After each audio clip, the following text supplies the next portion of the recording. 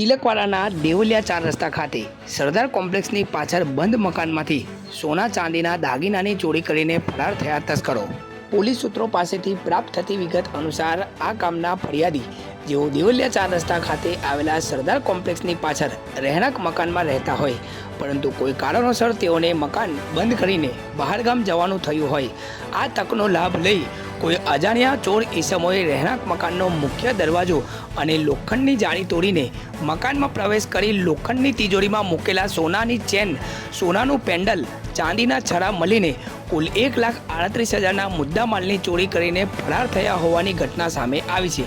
આ ઘટનાની જાણ થતાં જ તિલકવાડા પોલીસ સ્ટાફના માણસો ઘટના સ્થળ પર દોડી આવી આ ઘટનાની તપાસ શરૂ કરવામાં આવી છે અને FSL, ડોગ સ્ક્વોડ તથા ફિંગરપ્રિન્ટ એક્સપર્ટની મદદ લઈને ચોર ઈસમોને ઝડપી પાડવા માટે ચારે દિશામાં ચક્રો ગતિમાન કરવામાં આવ્યા છે।